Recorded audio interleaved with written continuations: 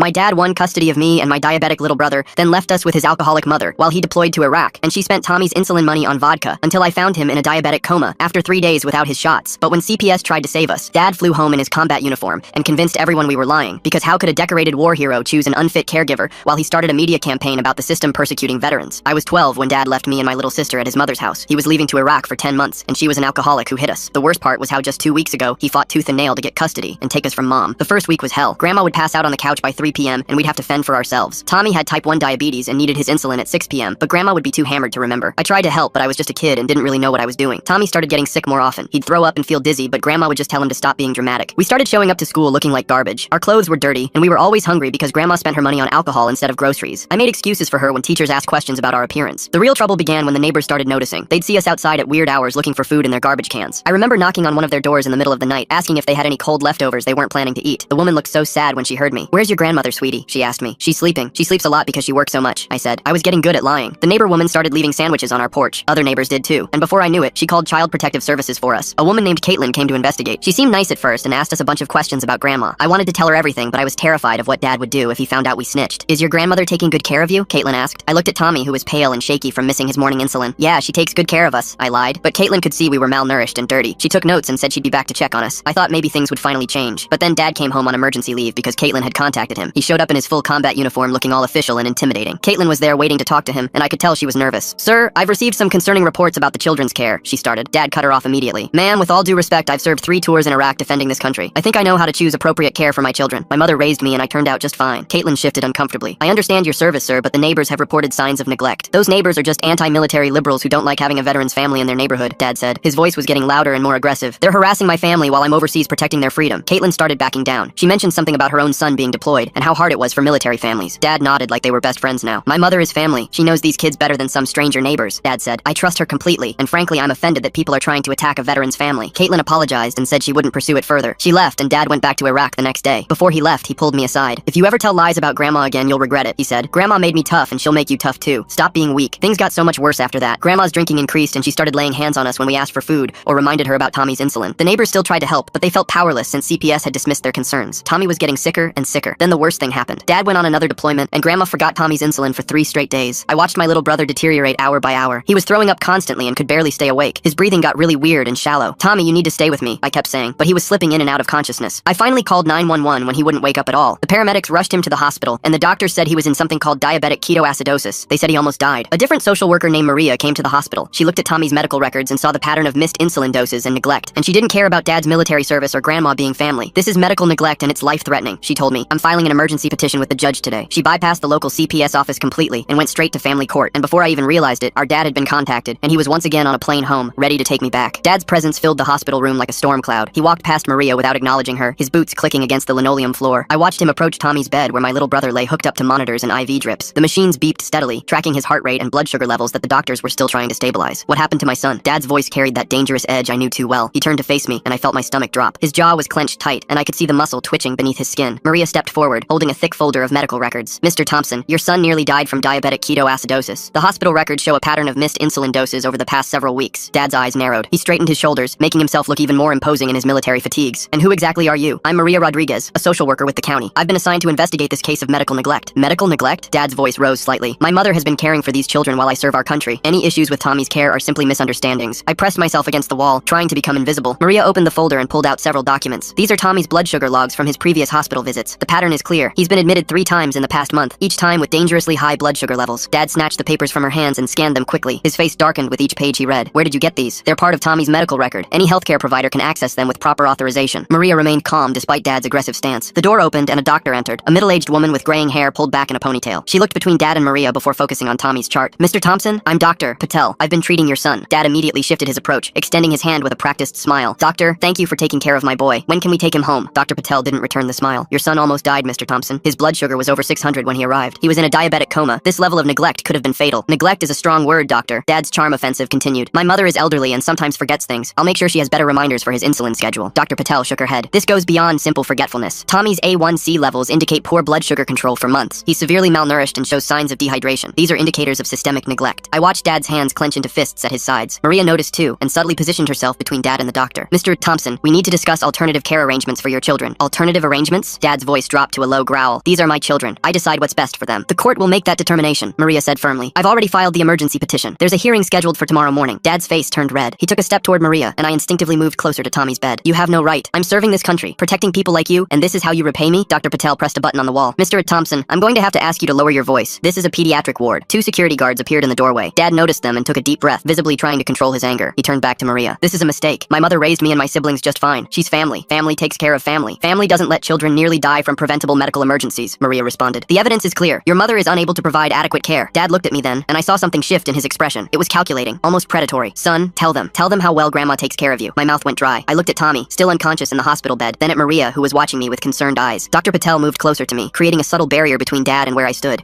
My voice cracked. I cleared my throat and tried again. Grandma drinks a lot. The words hung in the air like a confession. Dad's face went from red to purple. Boy, you don't know what you're saying. You're confused and scared. Maria stepped forward. Let him speak, Mr. Thompson. But I couldn't say anything else. My throat felt like it was closing up. Dad's stare bore into me, and I knew there would be consequences later. There always were. Talk about Dad pulling the I served my country card faster than a magician with a rabbit. Except instead of making problems disappear, he's just making everyone uncomfortable while his kid's hooked up to more machines than a gaming setup. Dr. Patel intervened. I think we should let Tommy rest. Mr. Thompson, visiting hours are ending soon. I'm not leaving my son, Dad said flatly. Actually, given the circumstances, I think it's best if the children have some space, Maria said. She pulled out her phone. I can have security escort you out if necessary. Dad's jaw worked silently for a moment. Then he smiled, but it didn't reach his eyes. Fine, I'll go. But this isn't over. I'll see you in court tomorrow, and we'll see what a judge thinks about someone trying to tear apart a military family. He walked to the door, then paused and looked back at me. I'll be staying at Grandma's tonight. We have a lot to discuss. After he left, my whole body started shaking. Maria sat down in the chair next to me and put a gentle hand on my shoulder. You did the right thing. I know that was hard. He's going to cull me, I whispered. No, he's not. You're not going back there tonight. I've arranged for emergency placement. You'll stay somewhere safe until the hearing. Dr. Patel checked Tommy's monitors again. He should wake up soon. His blood sugar is stabilizing nicely, but he's going to need consistent care going forward. No more missed doses. I nodded, feeling tears burn my eyes. I tried to help him. I really did. But I didn't know how to use the insulin pen properly, and Grandma would get mad if I touched her things. None of this is your fault, Dr. Patel said firmly. You're 12 years old. You shouldn't have to be responsible for your brother's medical care. Maria's phone buzzed. She checked it and frowned. Your father just called my supervisor. He's claiming I'm discriminating against him because of his military service. Is that going to work? I asked, fear creeping back in. Number. The medical evidence is too strong, but he's going to fight this hard. She looked at me seriously. I need you to be prepared for tomorrow. The judge will want to hear from you. I can't testify against Dad. He'll never forgive me. You won't be testifying against him. You'll be telling the truth about what happened to Tommy. There's a difference, but I knew Dad wouldn't see it that way. In his world, loyalty to family meant silence no matter what. Breaking that code was the ultimate betrayal. A soft groan came from the bed. Tommy's eyes fluttered open, unfocused and confused. Where am I? I jumped up and grabbed his hand. You're in the hospital. You got really sick, but you're going to be okay. He looked around slowly, taking in the machines and IV lines. My head hurts. Dr. Patel moved to his side, checking his pupils with a small light. That's normal, Tommy. You've been very sick, but you're getting better now. Where's Grandma? He asked. Maria and I exchanged glances. She's at home, I said carefully. Good, Tommy whispered. She was really mad about something. I don't remember what. Maria made another note in her file. Every detail mattered now, building the case that would determine our future. I sat back down, still holding Tommy's hand, and tried not to think about what Dad was doing at Grandma's house. Probably coaching her on what to say, making sure their stories matched. The emergency placement Maria arranged was a foster home about 20 minutes from the hospital. The family seemed nice enough. An older couple named the Johnsons who had a quiet house that smelled like vanilla candles. They showed me to a small bedroom with a twin bed and a desk. The bathroom is down the hall, Mrs. Johnson said softly. There are clean towels in the closet. Are you hungry? I shook my head, even though I hadn't eaten all day. My stomach was too twisted with anxiety to handle food. After they left me alone, I sat on the edge of the bed and stared at my hands. They were still shaking slightly. I couldn't sleep that night. Every time I closed my eyes, I saw Dad's face in the hospital room. The way his expression had shifted from charm to rage and back again. I knew he was planning something. He always had a plan. The next morning, Mrs. Johnson drove me to the courthouse. The building was old and intimidating, with tall columns and heavy wooden doors. Maria met us in the lobby, carrying a thick briefcase. How's Tommy? I asked immediately. He's doing better. Still in the hospital, but improving. Dr. Patel will be testifying by phone about his condition. She led us through security and down a long hallway. The hearing is in family court. It's less formal than regular court, but you still need to tell the truth. We entered a small courtroom with wood paneling and fluorescent lights. Dad was already there, sitting at a table with a man in a suit who must have been his lawyer. Grandma sat behind them in the gallery, wearing her church dress and looking more sober than I'd seen her in months. Dad had cleaned up too. His uniform was perfectly pressed, and he'd shaved carefully. He looked like the ideal soldier, the kind of person you'd trust with anything. He didn't look at me as we took our seats at the opposite table. The judge entered, an older black woman with short gray hair and glasses perched on her nose. She reviewed the papers in front of her before looking up at the courtroom. This is an emergency hearing regarding the custody of 2 minor children. I've reviewed the petition and the medical records. Let's start with the social worker's report. Maria stood and began presenting the evidence. She was thorough and clinical, laying out the pattern of neglect, the missed insulin doses, the multiple hospitalizations. She showed photos of our living conditions at Grandma's house, the empty refrigerator, the bottles hidden throughout the rooms. Dad's lawyer objected several times, arguing that the photos were taken without permission, that the medical records were being misinterpreted, that this was a targeted attack on a military family. The judge overruled most of his objections, but allowed him to make his arguments. When it was Dad's turn to speak, he transformed. Gone was the angry man from the hospital. In his place stood a devoted father, worn down by military service, doing his best in impossible circumstances. Your Honor, I've served 3 tours in Iraq. I've sacrificed everything for this country and my children. When their mother proved unfit, I fought for custody because I wanted to give them stability. I trusted my mother to care for them while I fulfilled my duty to our nation. He went on about the challenges of military families, the lack of support systems, the judgment from civilians who didn't understand sacrifice. Several times he mentioned his medals, his commendations, his perfect service record. Grandma testified next, and I barely recognized recognized her. She spoke clearly about her love for us, how she'd done her best despite her age and health issues. She admitted to being forgetful sometimes, but denied drinking excessively. She claimed the bottles in the photos were old, from before we'd moved in. Then it was my turn. My legs felt like jelly as I walked to the witness stand. The judge smiled at me kindly. Just tell the truth, son. That's all we need. Dad's lawyer started with easy questions. My name, my age, how long I'd lived with Grandma. Then he got to the hard parts. Has your grandmother ever hurt you? I glanced at Dad. His expression was neutral, but I could see the warning in his eyes. Sometimes she gets upset. That's not what I asked. Has she ever physically hurt you? My hands gripped the edge of the witness box. Yes. Can you be more specific? I described some of the incidents, keeping my voice as steady as I could. The lawyer tried to minimize each one, suggesting I was exaggerating or misremembering. But Maria had prepared me for this, and I stuck to the facts. What about your father? How does he treat you? This was the minefield. I chose my words carefully. He has high expectations. Does he love you? Yes. Does he want what's best for you? I hesitated. The judge leaned forward slightly. You can take your time. He wants us to be strong, I finally said. He thinks Grandma's house makes us strong. The lawyer pressed further, but I'd found my rhythm. I answered truthfully but carefully, trying to paint the picture without directly accusing Dad of anything that would make him retaliate later. Dr. Patel's testimony came through the courtroom phone. She was blunt about Tommy's condition and the severity of the neglect. She used medical terms I didn't understand, but her conclusion was clear. Tommy could have died, and would die if returned to the same situation. The judge asked Dad directly about the medical neglect. He had an answer for everything. Grandma was getting older and needed help remembering. He'd been trying to arrange support services, but the military bureaucracy was slow. He'd had no idea things had gotten so bad because no one had told him. Your son tried to tell a social worker weeks ago, the judge pointed out. Children sometimes exaggerate for attention, Your Honor. My deployment has been hard on them. They're acting out. The hearing went on for hours. Each side presented evidence, made arguments, pointed fingers. Through it all, I watched Dad perform. He was good at it, switching between devoted father, wounded veteran, and victim of an unfair system as needed. Finally, the judge called for a recess to make her decision. We waited in the hallway, Maria talking quietly with her supervisor on the phone. Dad and his lawyer huddled in a corner, strategizing. Grandma sat on a bench, looking older and more fragile than usual. When we returned to the courtroom, the judge's expression was serious. This is a difficult case. On one hand, we have a father serving his country, trying to provide for his children under challenging circumstances. On the other hand, we have clear medical evidence of life-threatening neglect. She continued, outlining the facts as she saw them. My heart pounded as she built toward her decision. The court finds that returning the children to their grandmother's care would pose an immediate risk to their health and safety. The judge building tension like she's hosting a reality show finale while Tommy's life hangs in the balance. Now that's what I call courtroom drama with terrible timing. Someone needs to tell her this isn't America's Got Custody. Temporary custody is granted to the Department of Children's Services pending a full investigation and permanent custody hearing. Dad shot to his feet. Your Honor, this is wrong. These are my children. Sit down, Mr. Thompson, or I'll hold you in contempt. The judge's voice was steel. You'll have the opportunity to present a comprehensive plan for their care at the permanent hearing. Until then, they remain in foster care. She set the next hearing for 3 months out, giving Dad time to make arrangements that didn't involve Grandma. As we left the courtroom, Dad caught my arm. This isn't over, he said quietly. You're still my son. Remember that. Maria intervened, guiding me away, but I could feel his eyes on my back as we walked down the hallway. I knew he was already planning his next move. Dad always had a plan. The drive back to the Johnsons' house felt surreal. Mrs. Johnson kept glancing at me in the rearview mirror, her eyes full of concern. I stared out the window, watching familiar streets pass by, knowing Dad was somewhere out there plotting his next move. Back at the foster home, I tried to eat the sandwich Mrs. Johnson made, but my hands wouldn't stop trembling. Every car that passed outside made me jump. I knew Dad's tactics. He'd start small, testing boundaries, finding weaknesses. The first sign came that evening. Mr. Johnson answered a knock at the door, and I heard Dad's voice, calm and reasonable. My blood turned to ice. I crept to the top of the stairs, listening as Dad explained he just wanted to check on his son, make sure I was comfortable. Mr. Johnson politely but firmly told him visits needed to be arranged through Maria. Dad thanked him for taking care of me, his voice dripping with false gratitude. After he left, Mrs. Johnson found me huddled on the stairs. She helped me back to my room and sat on the edge of the bed. I told her about Dad's methods, how he'd charm people first, make them think he was reasonable. She listened carefully and promised they'd be careful. The next morning, Maria called. Dad had filed a complaint with her supervisor, claiming she'd violated protocol, that she had a personal vendetta against military families. He'd also contacted the foster care licensing board, suggesting the Johnsons were poisoning me against him. Maria assured me these tactics wouldn't work, but I could hear the strain in her voice. At the hospital, Tommy was improving. The nurses let me sit with him while he ate his first solid meal in days. He asked about Grandma again, and I told him she was sick and couldn't visit. It wasn't entirely a lie. Dr. Patel showed me how to properly administer insulin, teaching me the correct technique I desperately tried to figure out on my own at Grandma's house. On the third day, things escalated. Dad showed up at the hospital during my visit with Tommy. He walked in wearing his dress uniform, medals gleaming. The nurses practically swooned. He brought Tommy a teddy bear and me a book about military heroes. He acted like the perfect father, asking the nurses about Tommy's care, thanking them profusely for their dedication. He pulled me aside near the vending machines. His grip on my shoulder looked affectionate to anyone watching, but his fingers dug in hard. He spoke quietly about family loyalty, about how disappointed he was, about how things could be so much easier if I just told the truth. When Maria arrived for her scheduled visit, Dad was sitting by Tommy's bed, reading him a story, the picture of fatherly devotion. That night, the Johnsons received multiple phone calls. The first few were hang-ups. Then came calls from Dad's military buddies, explaining what a good man he was, how this was all a misunderstanding. One caller suggested the Johnsons didn't understand military families, that they were being manipulated by a bitter child. The psychological warfare intensified over the next week. Dad filed a formal complaint with the military, claiming Maria was harassing him and interfering with his service. He started a social media campaign, posting photos of himself in uniform with carefully worded messages about fighting for his children while serving his country. Comments poured in supporting the devoted soldier father being persecuted by the system. At school, which I'd started attending from the foster home, military recruiters suddenly became very interested in visiting my classes. They'd tell stories about honor, duty, and family values. One mentioned how sad it was when children betrayed their parents. The message was clear. Dad began showing up everywhere, always maintaining legal distance but making his presence known. He'd be at the grocery store when Mrs. Johnson took me shopping. He'd drive past the school during recess. He'd sit in the hospital cafeteria during my visits with Tommy, reading a newspaper, never approaching but always watching. The pressure was working on everyone. The Johnsons started receiving negative reviews on their foster care profile intel from anonymous sources. Maria's supervisor called her in for multiple meetings about the complaints. Even Dr. Patel mentioned that someone had questioned her medical license, suggesting she was exaggerating Tommy's condition. 2 weeks before the permanent custody hearing, Dad made his boldest move. He arranged for a local news station to interview him about the challenges facing military families. He sat in his apartment, surrounded by photos of us and his military commendations, speaking eloquently about the sacrifices he'd made and how the system was failing veterans. He never mentioned the neglect or Tommy's near-death experience. Instead, he painted a picture of a devoted father being punished for serving his country. The interview aired during prime time. Within hours, Maria's office was flooded with calls supporting Dad. The Johnsons started finding notes on their car windshield calling them unpatriotic. Someone spray-painted "Support our troops" on their garage door. I felt the walls closing in. Dad was winning the public relations war. He'd turned us into symbols, me into the ungrateful child, and himself into the persecuted hero. Maria warned me he was building a case that the entire system was biased against him. During this time, Tommy remained in the hospital longer than expected. His blood sugar levels kept spiking whenever he got stressed, which happened every time Dad visited. Dr. Patel documented everything, noting that Tommy's anxiety seemed directly correlated to Dad's presence. Dad countered by bringing in a private specialist who suggested Tommy's condition was exacerbated by the trauma of being separated from his family. The foster home became a pressure cooker. Mr. Johnson started having trouble at work after someone called his employer, suggesting he was harboring a child who'd been coached to lie about a war hero. Mrs. Johnson found her car tires slashed one morning. They never said anything to me, but I could see the strain wearing on them. Dad's lawyer sent multiple letters demanding increased visitation, psychological evaluations to prove I'd been coached, and immediate return of custody. Each letter was copied to Maria's supervisors, the judge, and various military advocacy groups. The lawyer painted a picture of systematic discrimination against a decorated veteran. 3 weeks into foster care, I made a decision that would change everything. I started keeping a journal, documenting everything I remembered about life at Grandma's house. I wrote about the empty insulin vials I'd find hidden under couch cushions, the times I'd tried to wake Grandma to help Tommy, the bruises we'd hidden with long sleeves. I included dates, times, specific incidents. It was painful to relive, but I knew memories could be questioned. Written records were harder to dismiss. Maria helped me submit the journal to the court, but Dad's lawyer immediately challenged its authenticity. He suggested I'd been coached to write it, that the timing was suspicious. He demanded handwriting analysis and psychological testing to determine if I was being manipulated. The psychological evaluation was grueling. The court-appointed psychologist asked probing questions about my relationship with Dad, with Grandma, with Mom. Dad had prepped well for this, having already submitted his own psychological evaluation from a military psychiatrist who testified to his mental fitness and dedication to his children. During my evaluation, I tried to walk the tightrope between truth and self-preservation. I knew Dad would read every word of the report. I had to be honest enough to protect Tommy, but careful enough to avoid triggering Dad's worst retaliation. The psychologist noted my hypervigilance, my tendency to minimize negative experiences, my protective instincts toward Tommy. She wrote that these were consistent with a child who'd taken on adult responsibilities too young. Dad's lawyer spun this as evidence of coaching, suggesting Maria had taught me to display these symptoms. Meanwhile, Tommy's condition became the key battleground. Dad brought in medical experts who testified that diabetes management could be challenging for elderly caregivers, that missed doses weren't necessarily neglect. They suggested Tommy's condition had been complicated by the stress of separation from his family. Dr. Patel fought back with hard data. She presented Tommy's blood sugar logs, showing the clear pattern of deterioration under Grandma's care versus his improvement in the hospital. She explained how close Tommy had come to death, how diabetic ketoacidosis could cause permanent organ damage, but Dad's experts countered that the hospital environment itself could account for the improvement. The community pressure intensified. A veterans advocacy group started a petition demanding Dad receive full custody. They organized rallies outside the courthouse, waving American flags and holding signs about supporting military families. Tommy's blood sugar spiking every time Dad visits is basically his body's way of filing its own custody complaint. Guess even diabetes knows when to pick a side in this mess. Local politicians began weighing in, careful not to appear anti-veteran. One particularly bad night, someone threw a rock through the Johnsons' window. Attached was a note calling them traitors who were destroying a military family. The police came, took a report, but said without witnesses there was little they could do. I heard Mr. Johnson talking to his wife about whether they could continue fostering me. Dad escalated his campaign by reaching out to military media outlets. He gave interviews about the unique challenges of deployed parents, how the system didn't understand military culture. He spoke movingly about missing birthdays and holidays while serving overseas, how all he wanted was to come home to his children. The narrative was shifting. Instead of a father who'd endangered his children, Dad was becoming a symbol of how America failed its veterans. Online forums lit up with support for him. People who'd never met us had strong opinions about our family. Maria was drowning in paperwork and complaints. Her supervisor assigned another worker to review her handling of the case. Dad's lawyer suggested Maria had a bias against military families, pointing to a case from years earlier where she'd removed children from another veteran's home. At school, I became isolated. Word had spread about who my father was, and kids either avoided me or accused me of being unpatriotic. Teachers looked at me with pity or suspicion. One substitute teacher made a pointed comment about children who didn't appreciate their parents' sacrifices. The Johnsons tried to shield me, but I could see them breaking. They'd fostered dozens of children over the years, but they'd never faced this level of harassment. Mrs. Johnson started having panic attacks. Mr. Johnson installed security cameras after finding their garbage cans overturned multiple times. 5 weeks into foster care, Dad played his ace. He announced he was retiring from the military to focus on his children. He held a press conference at the VFW Hall, surrounded by fellow veterans. He spoke about choosing his children over his career, the ultimate sacrifice for a soldier. He produced a job offer from a local security firm, proving he could provide stable employment. This changed the entire dynamic. The main argument for keeping us in foster care had been Dad's deployments. Now he was removing that obstacle, painting himself as a father who'd given up everything for his children. The veterans community rallied even harder around him. Tommy was finally released from the hospital to a specialized medical foster home. I was only allowed supervised visits now, as Dad's lawyer had argued my presence might coach Tommy to say negative things about their father. During our brief visits, Tommy seemed confused and withdrawn. He kept asking when we could go home, though he couldn't articulate where home was anymore. The permanent custody hearing approached like a storm. Dad's lawyer filed motion after motion, demanding access to all medical records, all communication between Maria and her supervisors, any notes from the foster families. He was building a case that the entire system was conspiring against a war hero. Maria worked tirelessly to counter each move. She gathered statements from neighbors who'd witnessed the neglect, compiled Tommy's complete medical history, documented the pattern of Dad's manipulation and intimidation, but for every piece of evidence she presented, Dad's team had a counter-narrative. The weekend before the hearing, Dad made one final push. He organized a candlelight vigil outside the courthouse, framing it as a prayer gathering for separated military families. Hundreds attended. Local news covered it extensively. He spoke about forgiveness, about healing, about bringing his family back together. He even suggested he'd get counseling to be a better father. I watched the news coverage from the Johnsons' living room, feeling sick. Dad had successfully transformed our story from one of child endangerment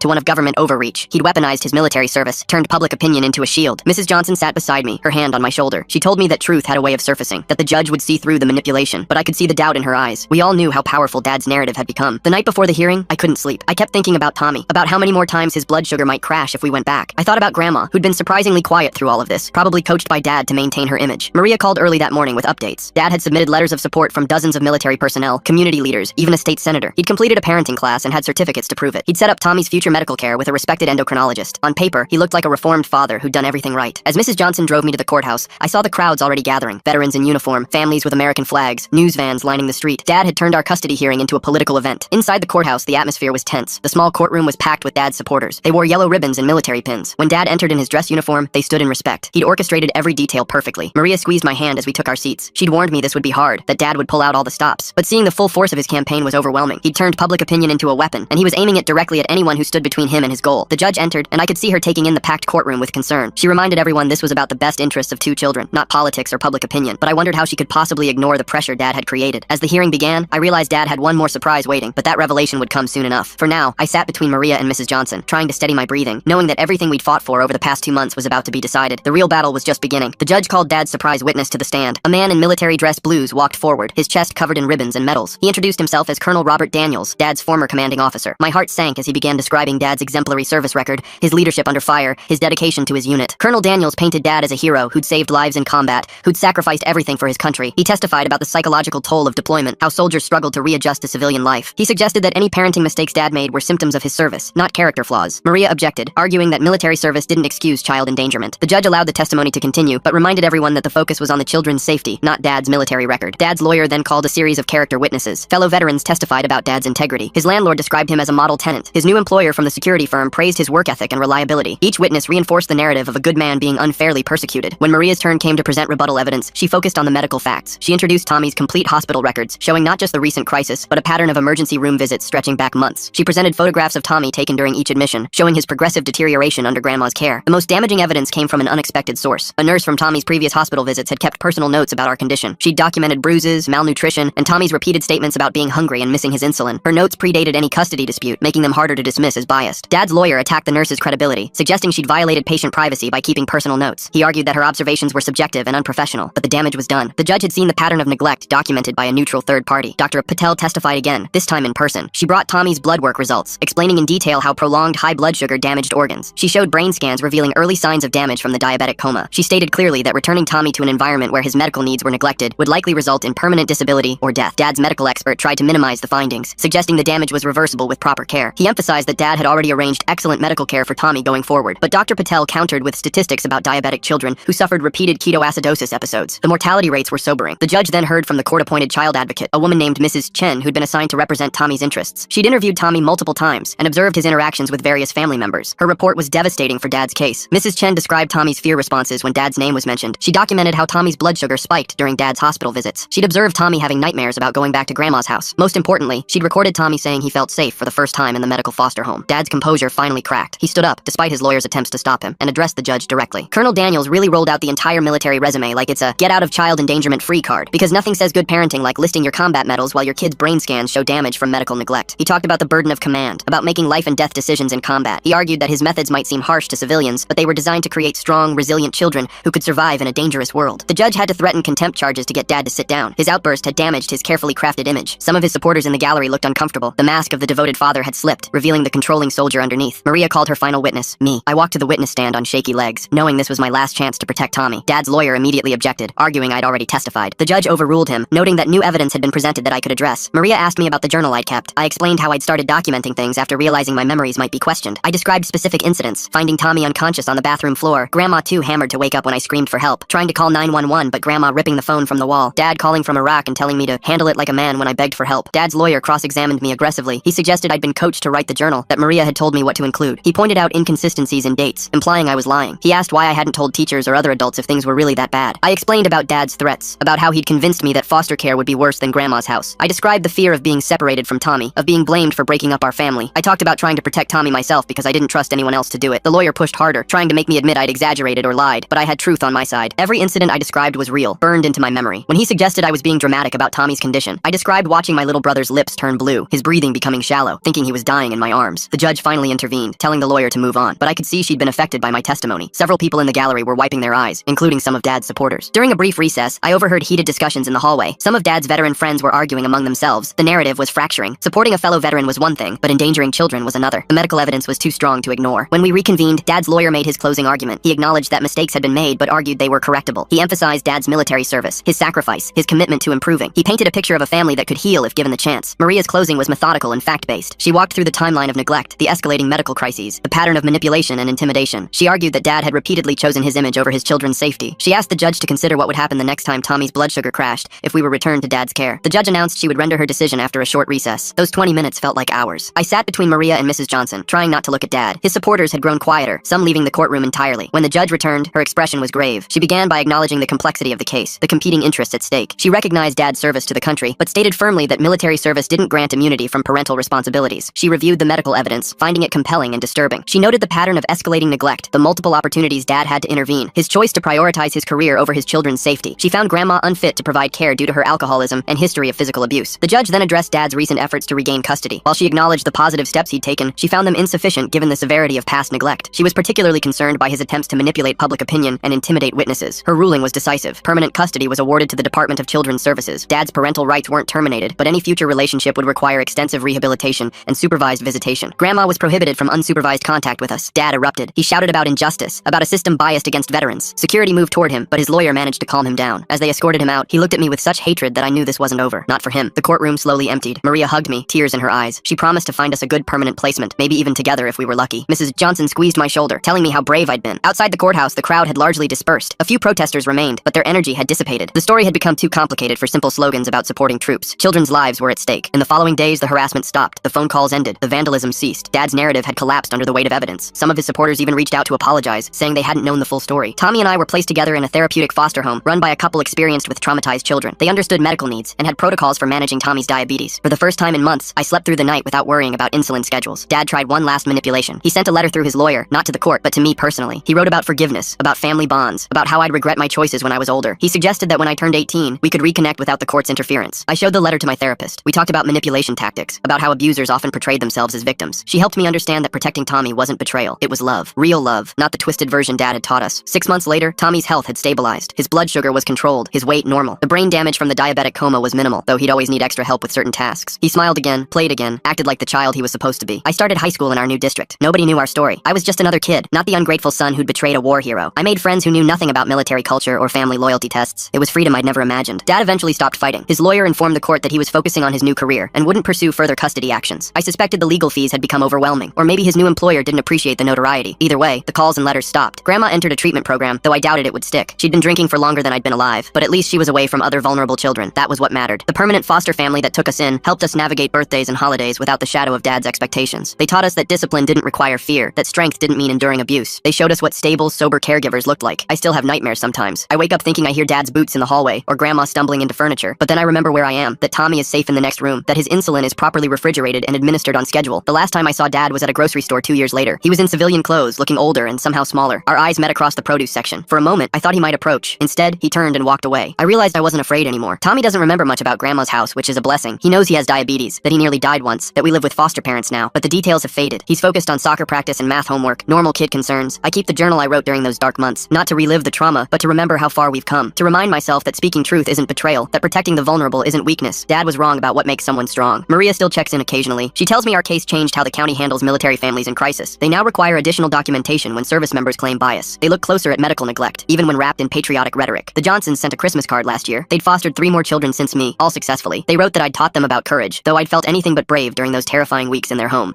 They said they still had my room ready if I ever needed it. I'm applying to colleges now, planning to study social work. My guidance counselor says my essay about overcoming adversity is compelling, though she doesn't know the full story. I write about resilience and protecting others, keeping the details vague but the emotions real. Tommy wants to be a doctor, inspired by Dr. Patel, who saved his life. He volunteers at diabetes camps, teaching younger kids how to manage their condition. He tells them that taking insulin isn't weakness. It's what keeps them strong enough to pursue their dreams. Sometimes I wonder what Dad tells himself about losing us. Whether he still sees himself as the victim, the persecuted veteran betrayed by ungrateful children. Or whether, in quiet moments, he remembers Tommy unconscious on that hospital bed and feels the weight of his choices. But mostly, I don't think about Dad at all. I focus on my future, on Tommy's health, on building a life free from manipulation and fear. We survived. We're safe. We're together. That's more than I dared hope for during those terrifying months when Dad weaponized his uniform against us. The scars remain. Trust comes slowly. Authority figures still make me nervous. But I've learned that real strength isn't about enduring abuse or staying silent. It's about protecting those who can't protect themselves, even when the whole world seems against you, even when the abuser wears a uniform and calls it love. This is the kind of wisdom most adults never figure out, and here's this kid dropping truth bombs left and right. Thanks for reading this story with me. It's been quite the emotional ride through some seriously tough territory.